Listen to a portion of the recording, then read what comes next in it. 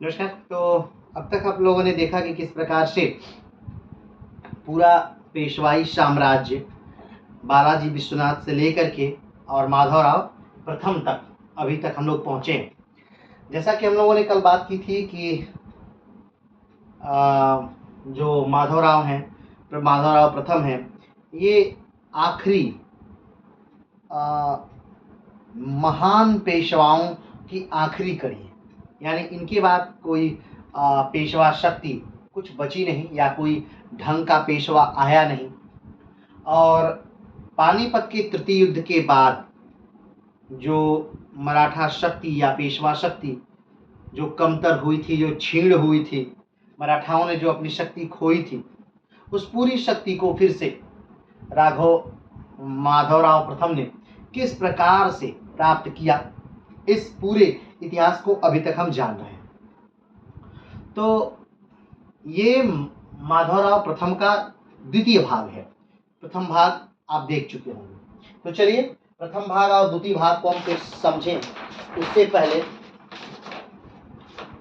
हम एक बार फिर से इन पेशवा वंशावली को एक बार देख लेते हैं कि क्या क्या अभी तक हो चुका है पेशवाओं के साथ, किस प्रकार से कौन से पेशवा आए और कब कब क्या क्या हुआ।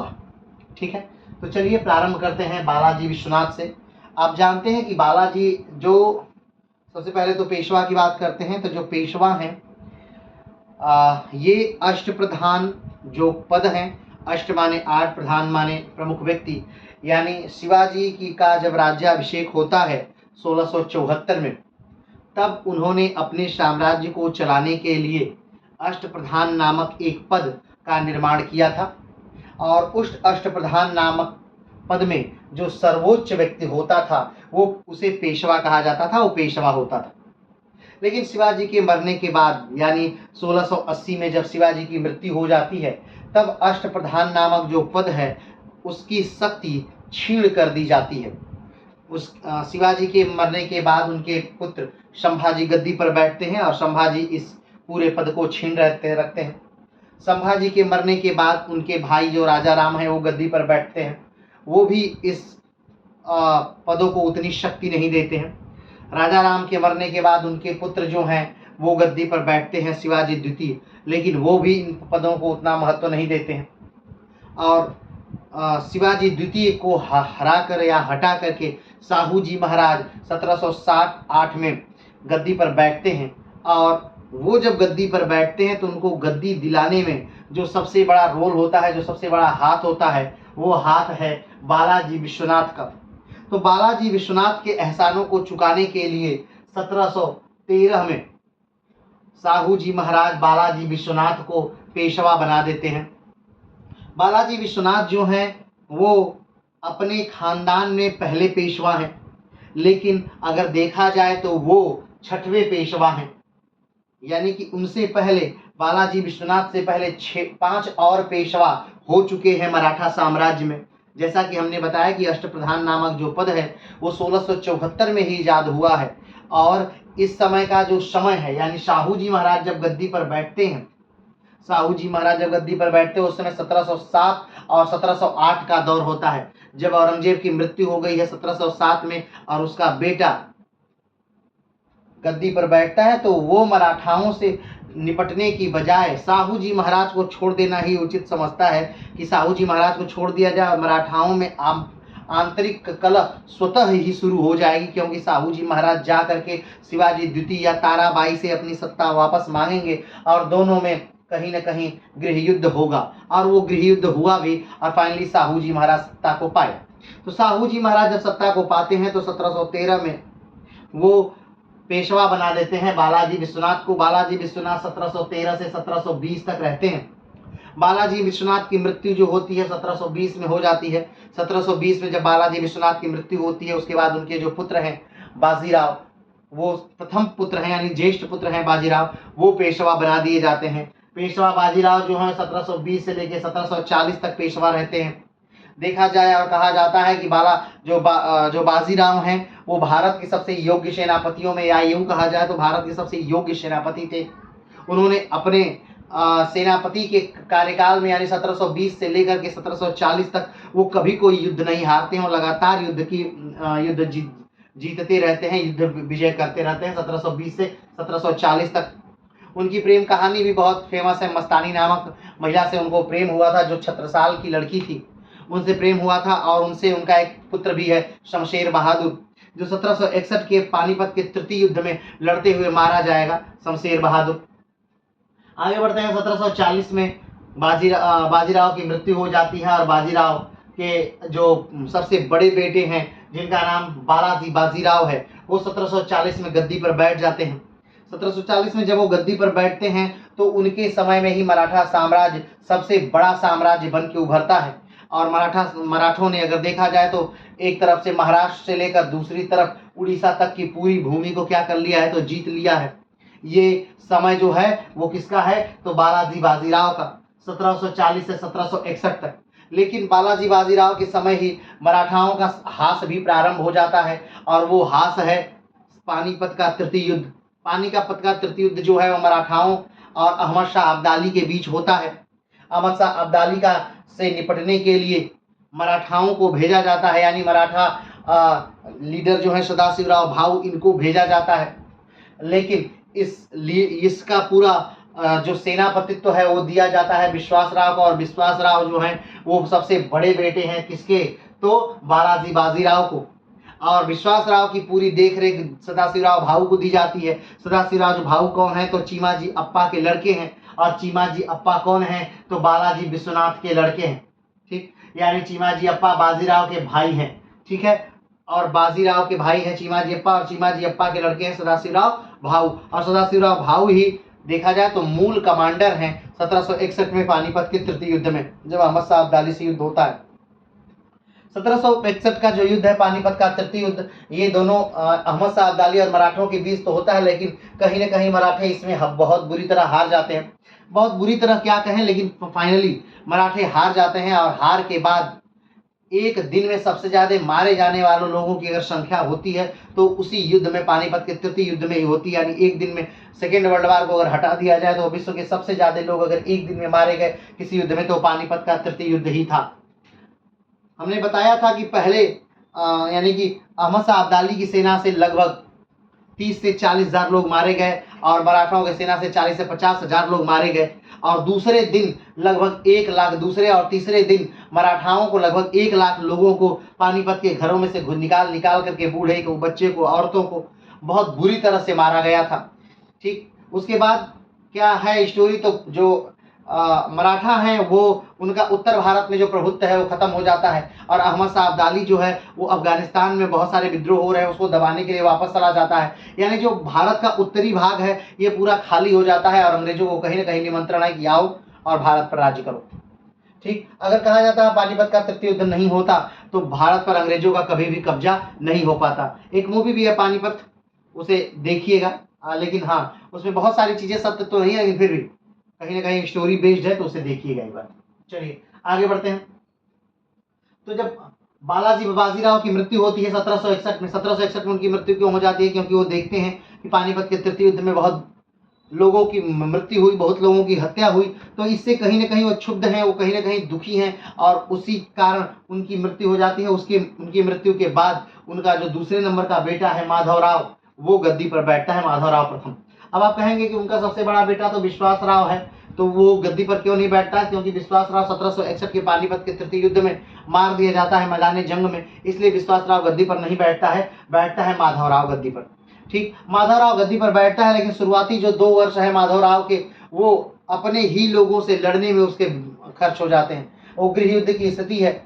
माधवराव के जो चाचा हैं रघुनाथ राव, वो खुद राजा बनना चाहते हैं, खुद पेशवा बनना चाहते हैं, जिसके कारण 2 वर्ष लगातार उसको अपने ही लोगों से गृह युद्ध करना पड़ता है। और आखिरी का जो 1 वर्ष है, यानी माधवराव मात्र 11 वर्ष ही शासन करता है। जब माधवराव 17 वर्ष का है तभी उसे पेशवा बना दिया जाता है। और माधवराव के जो पिता हैं बालाजी बाजीराव, वो खुद कह के जाते हैं कि जब मेरा पुत्र पेशवा बनेगा तो इसका जो संरक्षक है वो मेरा भाई यानी रघुनाथ राव करेंगे। लेकिन रघुनाथ राव जब इनका संरक्षण कर रहे होते हैं माधवराव का, तो सारे लोगों को, अपने ही सारे लोगों को अलग अलग अच्छे अच्छे पद देने लगते हैं। और फाइनली इन दोनों में टकरार हो जाती है, यानी माधवराव और रघुनाथ राव में टकरार हो जाती है। उसके बाद क्या होता है उस पूरी स्टोरी को हम बाद में डिस्कस करेंगे, अभी आज की क्लास में डिस्कस करेंगे। लेकिन आगे बढ़ते हैं। तो माधवराव की बहुत समय तक राज्य नहीं करते, मात्र 11 वर्ष तक राज्य करते हैं। आप देख रहे हैं कि 1761 में ये पेशवा बनते हैं और 1772 में इनकी मृत्यु हो जाती है। इनके कोई पुत्र भी नहीं है। तो इनकी मृत्यु के बाद, माधवराव की मृत्यु के बाद, इन्हीं के जो भाई हैं यानी बालाजी बाजीराव के तीसरे जो लड़के हैं नारायण राव, वो पेशवा बनते हैं। अब वो पेशवा बन रहे हैं तो आप देख रहे हैं 72 में पेशवा बन रहे हैं, 73 में मर जा रहे हैं, क्योंकि नारायण राव को इनके ही चाचा, जो सगे चाचा है रघुनाथ राव, ये मरवा देते हैं। रघुनाथ राव कौन है? तो रघुनाथ राव जो है, आप ध्यान से देखिए, बाजीराव के क्या है? लड़के हैं। बाजीराव के लड़के हैं। बाजीराव के 2 लड़के हैं, बालाजी बाजीराव और रघुनाथ राव। तो बाजीराव के मरने के बाद बालाजी बाजीराव तो पेशवा बन गए, लेकिन रघुनाथ राव को कुछ नहीं मिला। लेकिन रघुनाथ राव के मन में हमेशा ये रहता है कि मैं राजा, मैं पेशवा क्यों नहीं बन सकता। तो जब बालाजी बाजीराव की मृत्यु हो जाती है 61 में, तो भी वो चाहते हैं कि मैं पेशवा बन जाऊं, लेकिन उस समय पेशवा कौन बन जाते हैं? माधवराव पेशवा बन जाते हैं। तो जब माधवराव की मृत्यु होती है, टीबी के कारण माधवराव की मृत्यु हो जाती है, तो जब माधवराव की मृत्यु हो जाती है तब भी रघुनाथ राव सोचते हैं कि मैं पेशवा बन जाता, लेकिन फिर नारायण राव को पेशवा बना दिया जाता है, यानी बालाजी बाजीराव के तीसरे बेटे को पेशवा बनवा दिया जाता है। लेकिन इस बार रघुनाथ राव चुप नहीं रहते हैं, वो एक साजिश करते हैं, षड्यंत्र करते हैं, और रघुनाथ जो नारायण राव है इनको क्या करते हैं? मरवा देते हैं। एक शनिवारवाड़ा महल है, यानी पुणे में एक महल है शनिवारवाड़ा, उसमें कुछ सैनिक घुसते हैं। किसके कमरे में? नारायण राव के कमरे में घुसते हैं, और नारायण राव को जब घेर लेते हैं मारने के लिए, तो छोटा सा बालक उन हत्यारों को ढकेलता हुआ, किसी तरह अपने आप को बचाता हुआ, अपने जो चाचा है उनके कमरे में भाग करके आता है, यानी रघुनाथ राव के कमरे में आते हैं नारायण राव। क्यों? क्योंकि नारायण राव को कुछ लोग मारने के लिए आए हैं। और अपने चाचा के कमरे में क्यों भाग के आता है? रघुनाथ राव के कमरे में क्यों भाग के आता है? क्योंकि वो जानता है कि रघुनाथ राव जो है बड़े योद्धा हैं, उन्होंने उत्तर भारत में बहुत सारी लड़ाइयां जीती हैं, उनकी बड़ी ख्याति है, वो मुझे बचा लेंगे। इन 4, 5, 10 लोगों को तो अपने तलवार के एक ही वार से मार देंगे। लेकिन जब वो कमरे में आता है तो रघुनाथ राव उनको बचाने का एकदम प्रयास नहीं करते, क्योंकि उन लोगों को मारने के लिए रघुनाथ राव ने ही भेजा था। और फाइनली वो लोग वहीं पर घेर करके नारायण राव को मार देते हैं। और ये दुख भी बहुत ज्यादा नारायण राव को रहता है कि मेरे ही चाचा मुझे क्या कर दे रहे हैं? मरवा दे रहे हैं। तो नारायण राव को मरवाने के बाद रघुनाथ राव खुद क्या बन जाते हैं? पेशवा बन जाते हैं। और उसके बाद लेकिन लगभग पूना में और महाराष्ट्र में एक तरह से विद्रोह की आग पनप जाती है, तो रघुनाथ राव बहुत दिन तक पेशवा नहीं रह पाते हैं और उनको भागना पड़ जाता है। ठीक, अब उसके बाद फिर नारायण राव का एक पुत्र है, बहुत छोटा सा पुत्र है, उसको नाना फडणवीस क्या बना देते हैं? पेशवा बना देते हैं। और 1774 से लेकर के 1795 तक वो पेशवा रहता है। ठीक, लेकिन नाना फडणवीस का इतना ज्यादा दबाव हो जाता है उस पर, इतना ज्यादा बंदिशों उस पर लगाई जाती हैं, ये करना है, ये नहीं करना है, ऐसे करना है, ऐसे नहीं करना है, कि वो आत्महत्या कर लेता है। वो क्या कर लेता है? आत्महत्या कर लेता है। शनिवारवाड़ा की दीवार पर से कूद करके वो क्या कर लेता है? जान दे देता है, आत्महत्या कर लेता है। उसके बाद अब जब कहीं कोई वंशज नहीं, ध्यान दीजिएगा, इनका कोई पुत्र है ही नहीं, इनका कोई पुत्र था ही नहीं। अभी तक जो बन रहे थे लोग, वो कहीं ना कहीं बालाजी बाजीराव के पुत्र थे। माधवराव बालाजी बाजीराव के पुत्र हैं, नारायण राव बालाजी बाजीराव के पुत्र हैं, रघुनाथ राव बालाजी बाजीराव के अपने सगे भाई हैं, और माधवराव नारायण राव का पुत्र था। लेकिन माधवराव को भी क्या हो जाता है? ये कहीं ना कहीं आत्महत्या कर लेता है शनिवारवाड़ा से। तो अब कोई भी नहीं है जो कि मराठाओं के वंश को चला सके या पेशवाओं के वंश को चला सके। तब नाना फडणवीस नारायण राव के ही रघुनाथ राव के ही एक बेटे, जिसका नाम है क्या? तो बाजीराव द्वितीय, इसी को पेशवा बना देते हैं। और बाजीराव द्वितीय के समय में ही पूरा पेशवाई खानदान समाप्त हो जाता है। इन्हीं के समय में द्वितीय युद्ध, आंग्ल मराठा द्वितीय युद्ध होता है, और आंग्ल मराठा तृतीय युद्ध हो जाता है, और पूरा मराठाई साम्राज्य, पेशवाई साम्राज्य क्या हो जाता है? तो समाप्त हो जाता है। ठीक, और वहाँ इनको यहाँ से उठा करके बिठूर यानी कानपुर ला करके भेज दिया जाता है, और इसी कानपुर में रहते हैं। ध्यान होगा आपको कि इन्हीं के लड़के हैं नाना साहब, जो कि 1857 के युद्ध में एक महत्वपूर्ण भूमिका के रूप में जाने जाते हैं, जिनका नाम जाना जाता है। ठीक है, तो ये आज की जो पूरी क्लास है, ये माधवराव प्रथम पर आज केंद्रित रहेगी। ठीक है, तो चलिए माधवराव, तो आज हम लोग जिसका अध्ययन करेंगे वो कौन है? तो माधवराव प्रथम। कौन है? तो माधवराव प्रथम है। और माधवराव प्रथम का जो कार्यकाल चला है वो कब से कब तक चला है, तो 1761 से लेकर के 1772 तक चला है। यानी पानीपत के तृतीय युद्ध जब समाप्त होता है उसके बाद से लेकर के 1772, याद करिए, जब दिल्ली तक उनका फिर से साम्राज्य हो जाता है। यानी कहीं न कहीं मराठा साम्राज्य की जो खोई हुई ताकत थी उसको प्राप्त करते हैं कौन, तो माधवराव। और माधवराव के समय में ही 3 त्रिमूर्तियां निकलती हैं, ठीक है। उसके बारे में भी हम विस्तार से क्या करेंगे, अध्ययन करेंगे। तो माधवराव कौन है, किसके पुत्र हैं, तो ध्यान दीजिएगा, माधवराव जो है वो बालाजी बाजीराव के पुत्र हैं। और बालाजी बाजीराव किसके पुत्र हैं, तो बाजीराव के पुत्र हैं। क्लियर है, चलिए आगे बढ़ते हैं।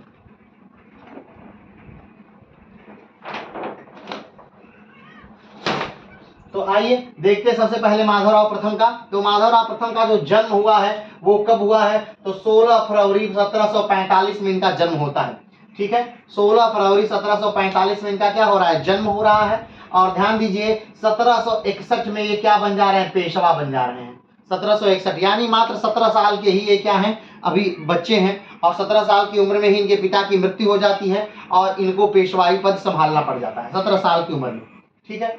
अब लेकिन 1761 से मात्र 1772 तक ही ये क्या रह पाते हैं, पेशवा रह पाते हैं, क्योंकि 1772 में ही इनको टीबी हो जाता है और उसी टीबी के कारण इनकी क्या हो जाती है, मृत्यु हो जाती है।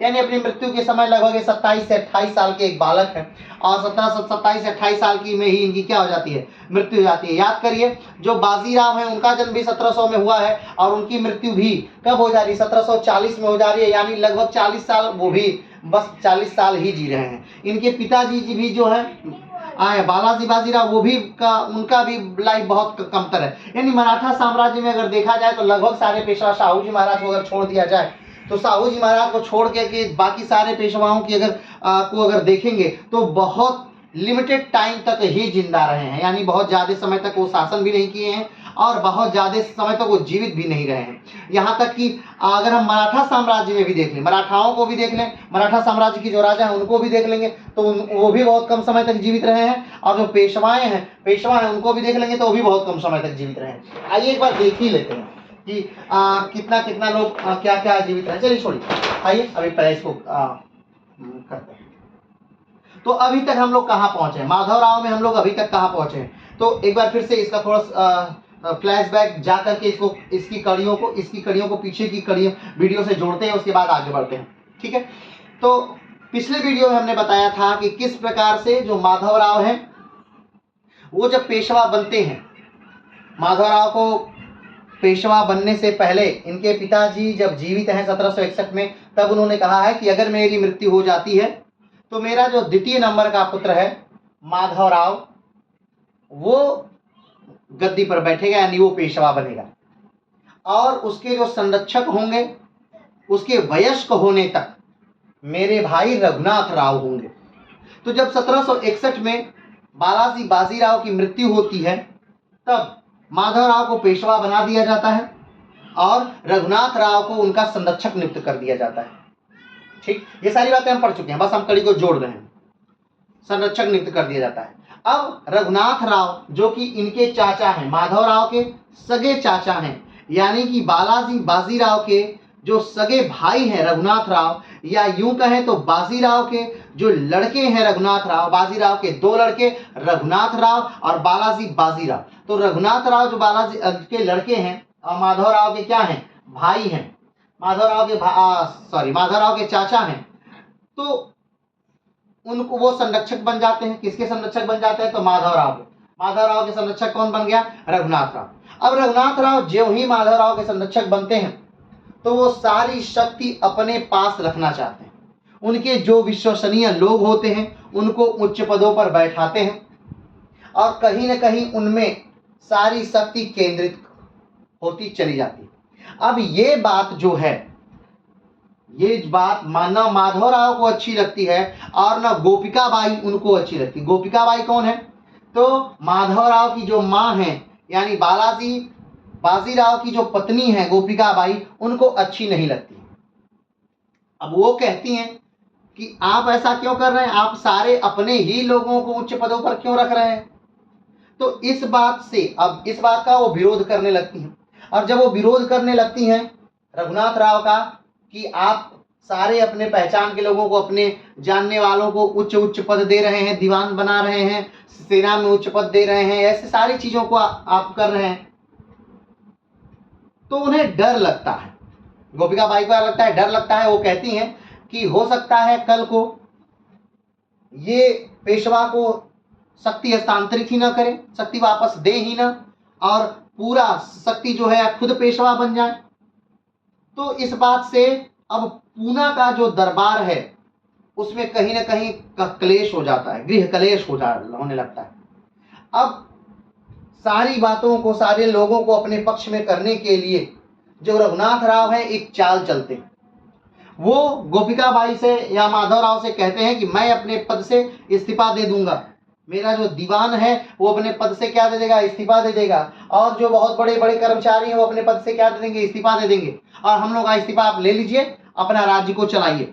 अब रघुनाथ राव को लगता था कि मेरे बगैर राज्य चलेगा ही नहीं, इसलिए वो ऐसा कहते हैं, ठीक। लेकिन अब उनको ये नहीं पता कि उनके बगैर भी ये राज्य चल सकता है, उनके बगैर भी ये राज्य चल सकता है। और गोपिका बाई जो है ऐसा ही एक चाल चलती है, गोपिका बाई ऐसा ही एक चाल चलती है। और वो चाल क्या है? वो चाल ये है कि गोपिका बाई जो है वो कहती है कि ठीक है, आप इस्तीफा दे दीजिए। गोपिका बाई कहती हैं कि ठीक है, आप क्या कर दीजिए? इस्तीफा दे दीजिए। अब उनके इस्तीफा जब देने की बात आती है, यानी जब रघुनाथ राव को लगता है कि अगर मेरे इस्तीफा देने के बाद भी ये बातें ठीक ठीक चल जाएंगी, मेरे इस्तीफा देने के बाद भी इन्हें राज्य अच्छे से चल जाएगा, तो ये बात रघुनाथ राव को अच्छी नहीं लगती।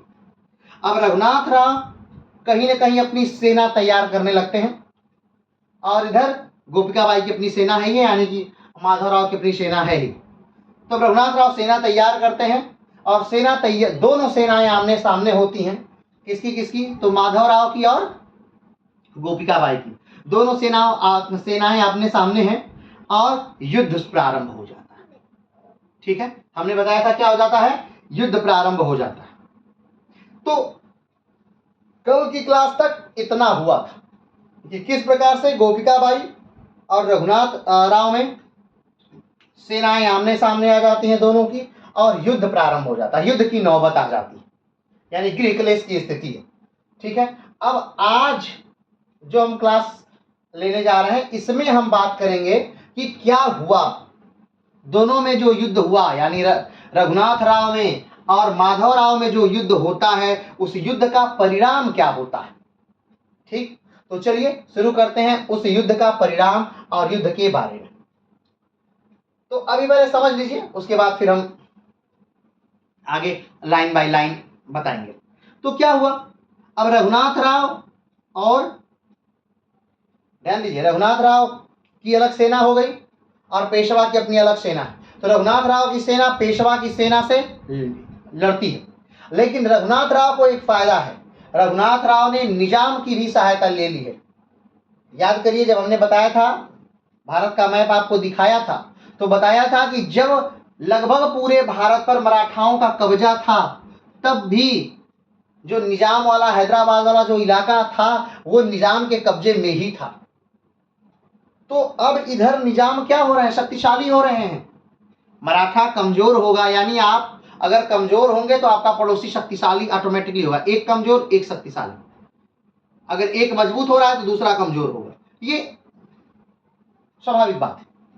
तो मराठे कमजोर हो रहे हैं तो निजाम है वो शक्तिशाली हो रहा है। तो अब रघुनाथ राव ने निजाम की सहायता ली है, और निजाम की सहायता के साथ वो माधव राव के साथ क्या करते हैं? युद्ध करते हैं।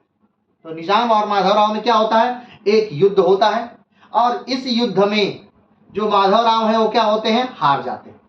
इस युद्ध में क्या होता है? माधव राव हार जाते हैं और खुद जा करके समर्पण कर देते हैं रघुनाथ राव के पास। क्लियर है?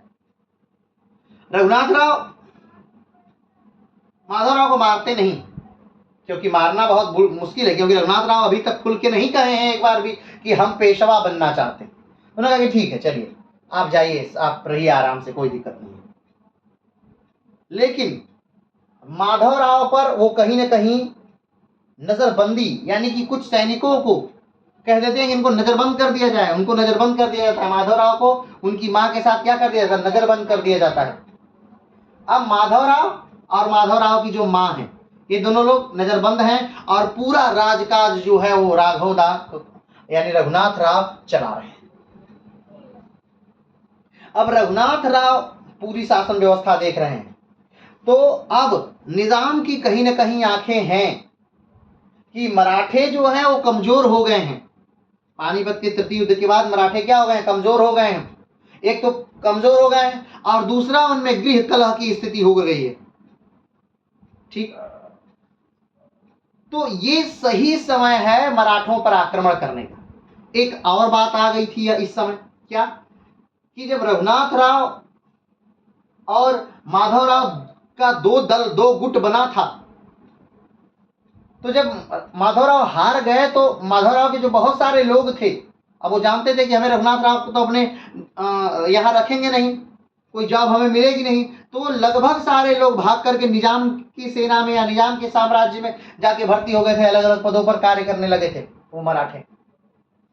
तो कहीं ना कहीं निजाम ताकतवर हुआ था और मराठे कमजोर हुए थे। तो अब निजाम कहते हैं रघुनाथ राव से, क्योंकि रघुनाथ राव पेशवा हैं, रघुनाथ राव से कहते हैं कि देखिए आप एक कार्य करिए कि आपका जो ये पूरा साम्राज्य यानी जो शनिवार वाड़ा है, यानी आप जो आपका राज्य है वो वही करेगा जो मैं कहूंगा। आप ऐसा ही करिए। कैसा करिए, जैसा मैं कहूंगा। निजाम कह रहा है उनसे पत्र के माध्यम से कि जैसा मैं करूंगा वैसा ही आप करेंगे। अब ये बहुत बड़ी बात थी। आज तक निजाम उनसे कहीं ना कहीं दब के रहता था, कभी भी निजाम बाजीराव के समय में जीत नहीं पाया, लगातार मात खा रहा था, हमेशा हारता था। थोड़े से जगह में सिमट करके हाथ जोड़ के रहने वाला लोग अब आंखें दिखा रहे हैं मराठाओं को। एक बात हमेशा जानिएगा कि मराठाओं में कुछ भी हो, उस समय की बात बता रहे हैं, मराठाओं में कुछ भी हो, जब भी मराठाओं पर कोई शक्ति आती थी, कोई बाहरी शक्ति आक्रमण करती थी, तो सारे मराठे कहीं ना कहीं सारे भेदभाव भुला करके एक मिल जाते थे, एकजुट हो जाते थे। हमेशा संकट के समय में ऐसा होता था। तो जब निजाम ने भी ऐसा कहा तो हर मराठे का खून खौला और पूरा मराठा शक्ति जो है वो एकजुट हो गई। माधवराव ने रघुनाथ राव से कहा कि हम आपके साथ लड़ने के लिए तैयार हैं, और रघुनाथ राव ने भी ये कहा कि ठीक है माधवराव आप लीड करिए, आप नेता रहेंगे, आप मुख्य भूमिका में रहेंगे और हम आपके अंडर में लड़ने के लिए तैयार हैं। अब माधवराव जो हैं वो सेना को लीड करेंगे, वो मुख्य लीडर बन गए और रघुनाथ राव उनकी सेना में आ रहे हैं। ध्यान दीजिएगा, सारी चीजें बदल गई हैं। अब निजाम आक्रमण करता है पुणे पर, क्योंकि पूना जो है मराठाओं का मुख्य केंद्र था। ध्यान रखिएगा, पेशवाओं का मुख्य केंद्र था पूना। तो पुणे पर आक्रमण करते हैं निजाम, और ये लोग आक्रमण करते हैं निजाम के यहाँ हैदराबाद। मराठा जाकर के निजाम के यहाँ लूटते हैं, निजाम आकर के मराठों के यहाँ लूटते हैं। निजाम के यानी वो पूना में लूटपाट मचा रहे हैं बहुत तेजी से, और ये लोग निजाम के यहाँ घर पे जाकर लूटपाट मचा रहे हैं। लेकिन फिर एक बहुत भयंकर, बहुत विनाशकारी युद्ध होता है जिसमें निजाम क्या होते हैं तो बुरी तरह हार जाते हैं। सारा मराठा शक्ति एक तरफ है और निजाम क्या हो गए, हार गए। अब जब निजाम हार जाते हैं तब सबको माधवराव प्रथम के योग्यता का प्रमाण मिल जाता है कि नहीं भाई, ये व्यक्ति जो है योग्य है, ये शासन करने योग्य है। इतनी बड़ी जो सेना है, जो फौज है, जो काबिल फौज थी, उसको हराया है इसने। तो अब ये क्या हो रह जाते हैं, अब ये रह जाते हैं क्या, तो पेशवा। अब ये पेशवा के हाथ में ताकत आ गई और अब ये पेशवा रहेंगे। तो अब 1761 से लेकर के 1772 तक ये क्या रहेंगे, पेशवा रहेंगे। लेकिन 1772 में फिर से माधवराव की क्या हो जाती है, मृत्यु हो जाती है।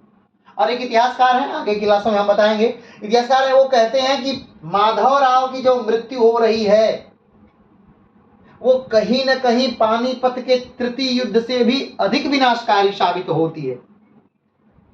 यानी कोई पूछे कि ज्यादा विनाशकारी क्या था, पानीपत का तृतीय युद्ध या माधवराव की मृत्यु, तो मैं कहूंगा कि माधवराव की मृत्यु जो है वो ज्यादा विनाशकारी है, ज्यादा बुरा है पानीपत के तृतीय युद्ध के बाद।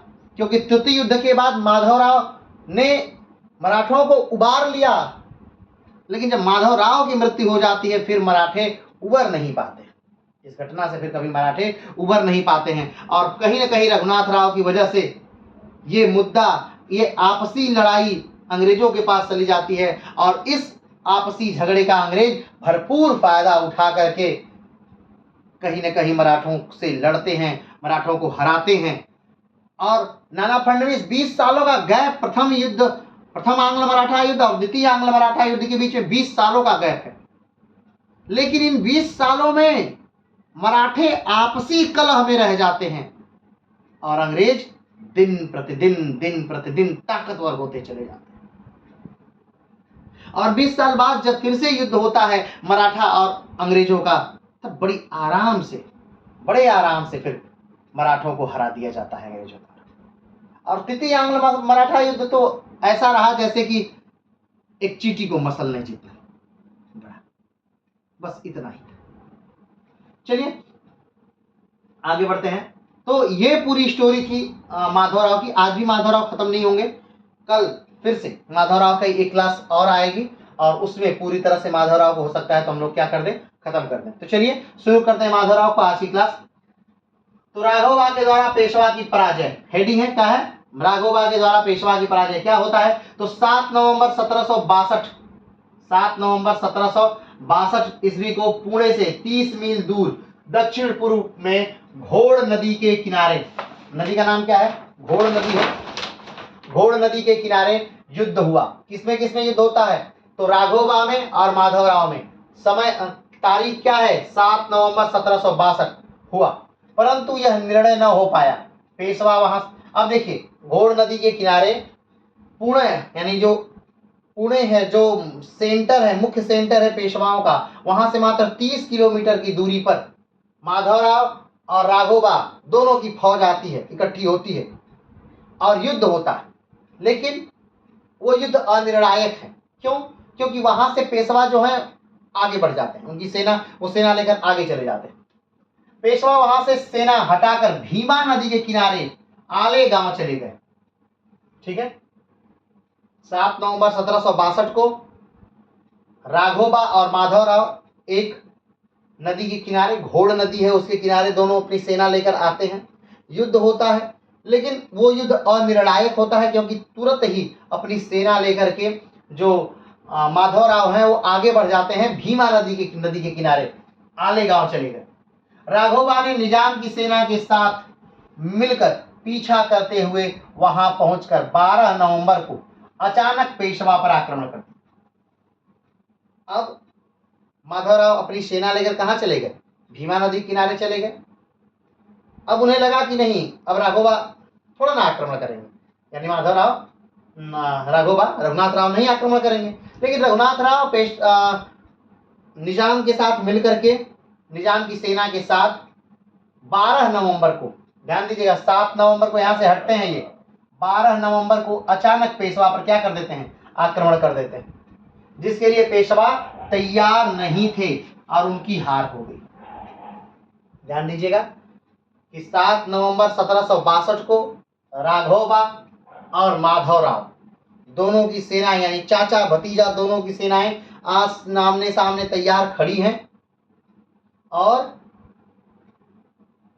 जो माधवराव है वो अपनी सेना लेकर के भीमा नदी के तट किनारे चले जाते हैं और उन्हें लगता है कि अब आक्रमण नहीं होगा, रघुनाथ राव का आक्रमण यानी राघोबा का आक्रमण नहीं होगा। लेकिन रघुनाथ राव निजाम की सेना के साथ आक्रमण कर देते हैं और इस बात से वो निश्चिंत हैं कि आक्रमण नहीं होगा।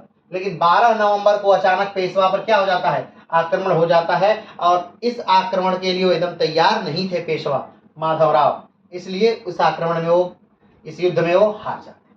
आगे बढ़ते हैं।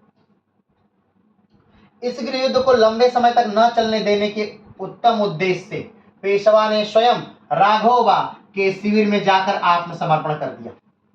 अब माधवराव को लगा कि हम भागे वो हमको पकड़े, हम भागे वो हमको पकड़े, तो इसका निष्कर्ष होना चाहिए। तो माधवराव स्वयं जा करके रघुनाथ राव के यहाँ आत्मसमर्पण कर देते हैं कि ठीक है, हम देखिए यही हैं, अब आपको जो करना है मेरे साथ वो करिए। कर दिया। आगे बढ़ते हैं। राघोबा ने ऊपर से यह दिखावा किया कि उन्हें पद या सत्ता का मोह नहीं है, परंतु गुप्त रूप से पेशवा था उसकी माता को नजरबंद कर दिया। अब रघुनाथ राव अपने टेंट में हैं, अपने दरबारियों के साथ हैं, तब तक माधवराव क्या करते हैं, आते हैं उनके टेंट में और आत्मसमर्पण करने के लिए तैयार हो जाते हैं कि ठीक है, हम आत्मसमर्पण कर रहे हैं, आपको जो करना है करिए मेरे साथ। अब रघुनाथ राव को लोगों को दिखाना है कि नहीं, वो तो कभी पद चाहते ही नहीं थे, क्योंकि रघुनाथ राव ने कभी खुलकर कहा ही नहीं कि उन्हें पेशवा का पद चाहिए। तो कहते नहीं ठीक है, मुझे तुम्हारे साथ कोई नहीं शुरू करना है, तुम जाओ अपने जीवन को जियो।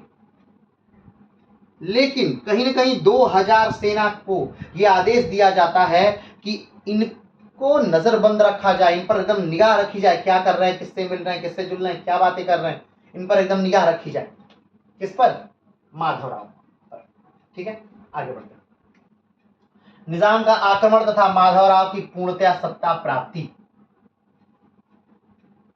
अब हार के बाद, किसी राजा के हार के बाद, कोई भी राजा अगर हार गया तो ये क्लियर हो जाता है कि अब उसकी सत्ता नहीं रहेगी। अब जब उसकी सत्ता नहीं रहेगी तो किसकी सत्ता रहेगी? किसी दूसरे की सत्ता रहेगी। स्वाभाविक बात है, उसकी सत्ता नहीं रहेगी तो किसकी सत्ता रहेगी? किसी दूसरे की सत्ता रहेगी। तो यहां पर भी अब सत्ता किसकी आ जाती है? अब सत्ता आ जाती है राघोबा। इस युद्ध के बाद जो भीमा नदी के पास हुआ है युद्ध, इस युद्ध के बाद माधवराव पेशवा नहीं है, अब पेशवा बन गए कौन? तो राघोबा। कौन पेशवा बन गए? राघोबा पेशवा बन जाते हैं। लेकिन क्या राघोबा बहुत समय तक पेशवा रहेंगे? नहीं, राघोबा पूरा जीवन चाहते रहे। जब उनका भाई बना तब भी राघोबा चाहते थे कि वो पेशवा बने, लेकिन नहीं बन पाए। जब उनका भाई का लड़का बना तब भी वो चाहते थे वो पेशवा बने, तब भी नहीं बन पाए। जब उनके भाई का दूसरा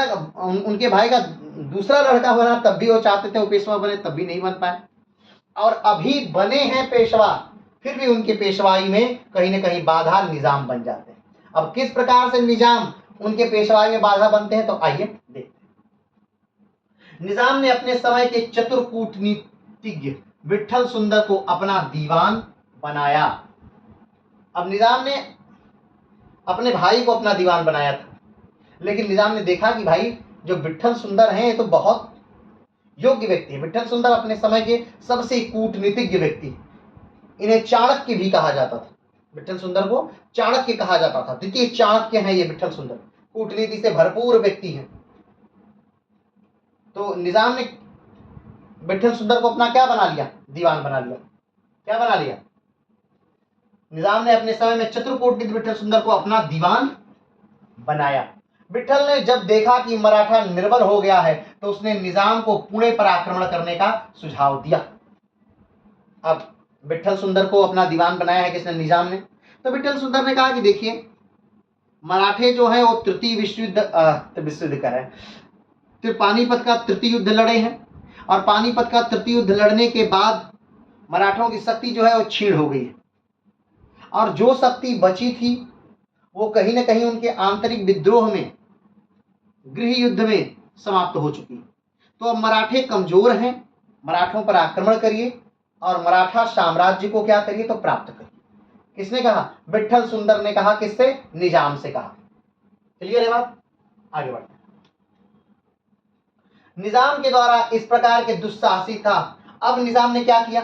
जब विठल सुंदर ऐसे कहा तो निजाम ने क्या कहा? निजाम ने एक पत्र लिखा उस समय के पेशवा को। पेशवा कौन है? तो रघुनाथ राव है। रघुनाथ राव को निजाम ने पत्र लिखा और कहा कि देखिए, फला फला भूमि हमको दे दीजिए, हमको कर वसूलने का अपने राज्य में अधिकार दीजिए, और आपका साम्राज्य कैसे चलेगा, आपका दरबार कैसे चलेगा, ये हम जैसे बताएंगे वैसे आप चलाइए। ठीक है, ये बात किसने कही? निजाम ने कही। किससे कही? पेशवा रघुनाथ राव से कही। क्लियर है? उसके बाद क्या हुआ? निजाम के द्वारा इस प्रकार के दुस्साहसी का अपमानजनक कदम उठाए जाने की बातों से समस्त मराठा सरदारों में जागरूकता की लहर सी दौड़ गई, और इस तरह राष्ट्र संकट के समय सभी एकजुट हो गए। अब जब मराठा साम्राज्य के सेनापतियों ने, मराठा साम्राज्य के योग्य व्यक्तियों ने देखा कि भाई ये निजाम जिसको हम जब चाहते थे तब जाके हरा देते थे, हमसे दब के रहने वाला व्यक्ति, हम पूरे भारत पर शासन कर चुके हैं, भारत, पाकिस्तान, अफगानिस्तान से लेकर के बंगाल तक हमारा शासक था, महाराष्ट्र से लेकर कटक तक हमारा शासन है, अटक से लेकर कटक तक हमारा शासन है, और ये छोटा सा हैदराबाद की में के स्थान पर रहने वाला निजाम ये हमको समझा रहा है कि हम कैसे राज्य करेंगे कैसे नहीं, और ये बताएगा हमको। ये लोगों को बुरा लगा। अब पूरा मराठा साम्राज्य जो था वो क्या हो गया, एक होने लगा। पूरा मराठा साम्राज्य क्या होने लगा, एक होने लगा। लोग जुड़ने लगे, लोग एक होने लगे। क्यों? बस एक निजाम के खत के कारण। अब ये रघुनाथ राव कि एक तरह से इन रघुनाथ राव को नहीं ही बनने देना था पेशवा। चलिए आगे बढ़ते हैं। अब तक नजरबंदी में रह रहे पेशवा माधवराव ने ऐसे समय में अपना अपमान भुलाकर अपने विवेक तथा दूरदर्शिता का पूरा परिचय दिया। ठीक है, जो माधवराव हैं वो नजरबंदी में हैं, लेकिन फिर भी जब वो देख रहे हैं कि निजाम ऐसा लेटर भेज रहा है तो वो भी एकदम जोश में आते हैं, और वो भूल जाते हैं कि नहीं मेरे मेरे चाचा ने मेरे साथ कैसा बर्ताव किया, कैसा नहीं किया। सब लोग बस, सबके दिमाग में बस एक बात आती है कि जो भी हो रहा है मराठा साम्राज्य में ये हमारा आंतरिक मामला है, और हमारे आंतरिक मामले का अगर कोई लाभ उठाकर कोई बाहरी व्यक्ति इसका लाभ उठाए तो ये सही नहीं है। इसलिए रघुनाथ राव और माधवराव दोनों लगभग मिल जाते हैं, और माधवराव को अब अपनी माँ से भी परमिशन लेनी है तो अपनी माँ को पत्र लिखते हैं। ठीक है, आइए देखते हैं। माधवराव ने अपनी माता को करुणाजनक पत्र लिखे जिसमें उसने स्थिति का स्पष्ट वर्णन किया तथा उसका मुकाबला करने के लिए सम्मिलित प्रयास की आवश्यकता पर जोर दिया। उनके चाचा रघुनाथ राव तथा सखाराम बापू दोनों ने पूर्ण हृदय से इसका नेतृत्व ग्रहण करना स्वीकार कर लिया। अब जो माधवराव हैं वो एक पत्र लिखते हैं अपनी माँ गोपिकाबाई को, और उस पत्र में है कि माँ, भले ही जो भी हुआ है हमारे बीच उसके चलते किसी तीसरे व्यक्ति को इसमें आने का अधिकार नहीं मिल गया, तो इस समय जो राष्ट्र है वो खतरे में है। तो अब राष्ट्र खतरे में है तो कर्तव्य हमारा है कि हम इस राष्ट्र को क्या करें, बचाएं। तो इस समय सारी बातों को, पुरानी बातों को भुला करके बस एक कार्य किया जाना चाहिए, युद्ध लड़ा जाना चाहिए। तो हमने बताया था आपको कि जो भी लोग माधवराव के पक्ष वाले थे वो जाकर कहाँ मिल गए थे, वो निजाम की सेना में चले गए थे, सेवा देने लगे थे, यानी दक्षिण में चले गए थे और कहीं कहीं जगह चले गए थे। तो कहीं ना कहीं उनको बुलाया जाता है। बहुत सारे लोग निजाम की सेवा को छोड़ करके वापस आ जाते हैं, और फिर से एक पूरा साम्राज्य मिल करके एक नई फौज तैयार होती है, जिसमें रघुनाथ राव के भी लोग हैं, जिसमें माधवराव के भी लोग हैं, जिसमें गोपिकाबाई के भी लोग हैं, जिसमें नाना फडणवीस के भी लोग हैं। ठीक है, और जिसमें महादजी शिंदे के भी लोग हैं। ये वो समय है भारत का जिसमें तीन त्रिमूर्तियां एक साथ हैं, यानी नाना फडणवीस, महादजी शिंदे और राघव माधवराव। कौन? माधवराव। तो माधवराव प्रथम, नाना फडणवीस और महादजी शिंदे, ये तीन लोग इस समय हैं। और कहीं ना कहीं नाना फडणवीस और माधवराव जो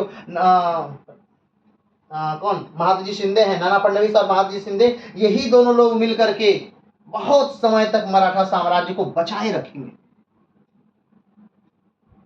तो ये त्रिमूर्ति तो बहुत दिन तक नहीं चल पाती है, क्योंकि आप देख ही रहे हैं 1761 से लेकर के 1772 में ही ये इनकी मृत्यु हो जाती है। लेकिन नाना फडणवीस और महादजी शिंदे ये लोग बेहतरीन मराठा साम्राज्य को चलाते हैं।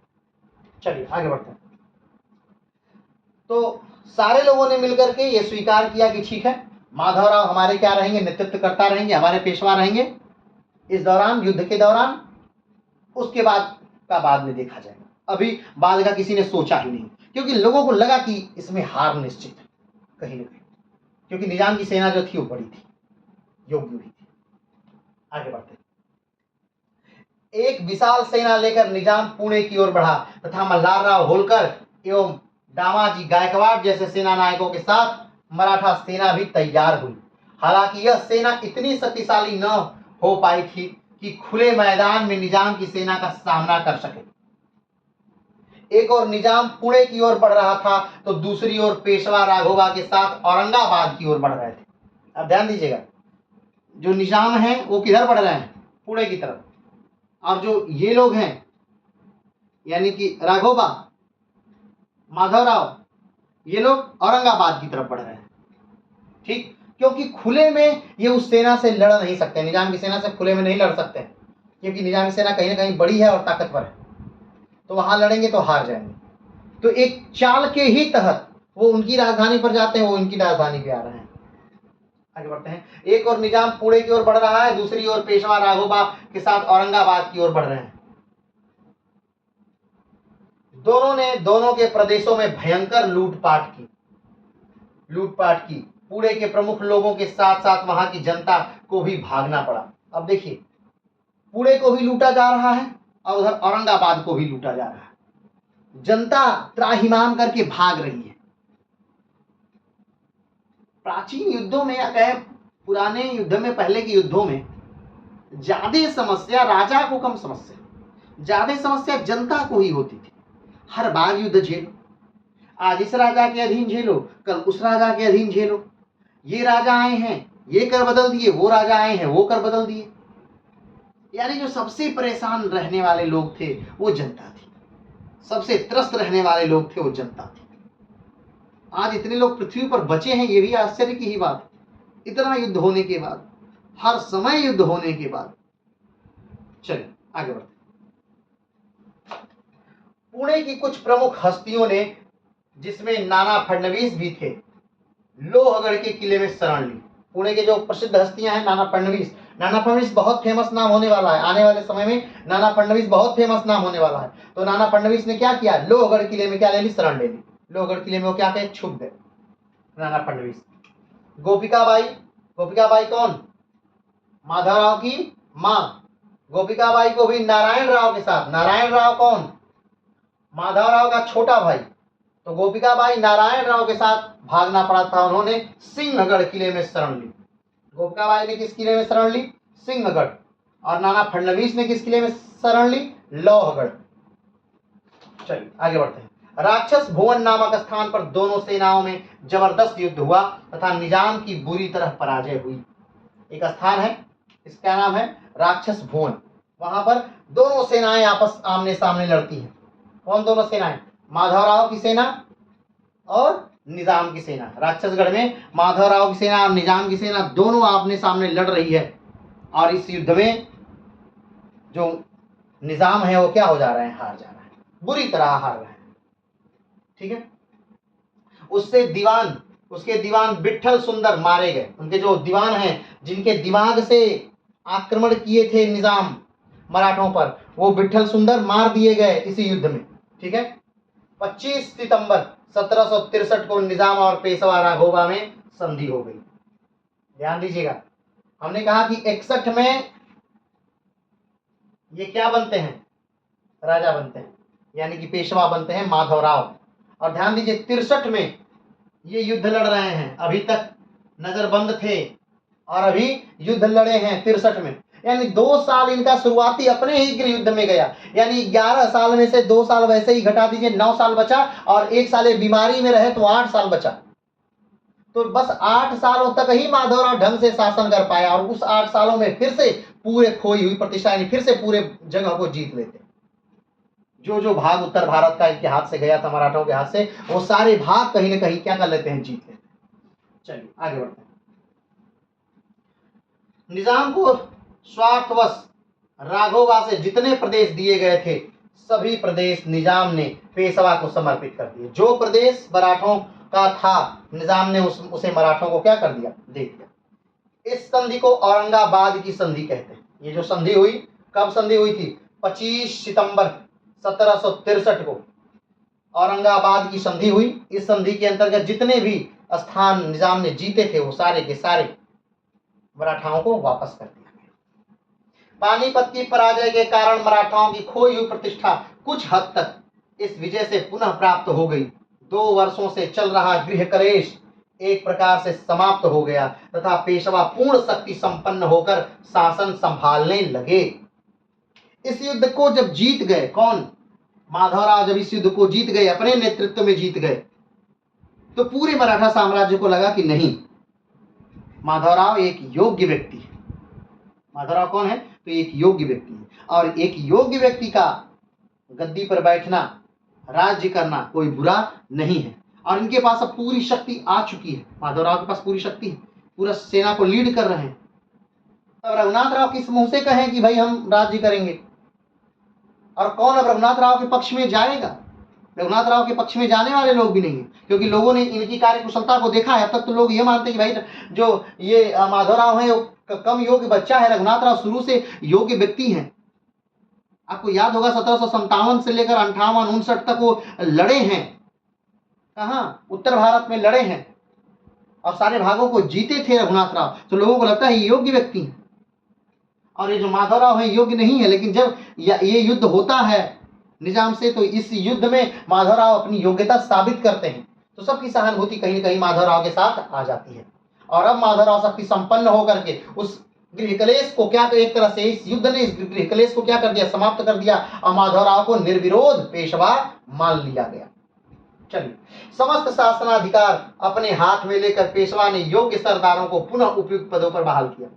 अब जितने भी राघोबा द्वारा लोग अलग अलग पदों पर नियुक्त थे, उनको हटाया गया, और उनकी जगह पर अच्छे और योग्य व्यक्तियों को, जो कि माधवराव का समर्थन करने वाले थे, उनको, उन योग्य व्यक्तियों को उन पद पर क्या किया गया, रखा गया, और पूरी शक्ति नियंत्रित की गई, और माधवराव ने पूरी शक्ति नियंत्रण करके अपने हाथों में ले ली। भवान राव पुनः प्रतिनिधि बनाए गए। बालाजी जनार्दन भानु, नाना फडणवीस का नाम है क्या? बालाजी जनार्दन भानु, जो फडणवीस है उनका पद है, तो बालाजी जनार्दन भानु इनका नाम है, को फडणवीस पद पर नियुक्त किया गया तथा पेशवा से के सभी सरदारों से उत्तम संबंध बना लिए। महादजी शिंदे को भी उन्होंने अपना सहयोगी बना लिया। इस समय मराठा राज्य के रंगमंच पर नई उम्र की 3 विभूतियों का उदय हुआ, नाना फडणवीस, महादजी शिंदे और राघोबा। ये 3 लोग हैं। राघोबा यानी राघोबा, या यूं कहें तो माधवराव।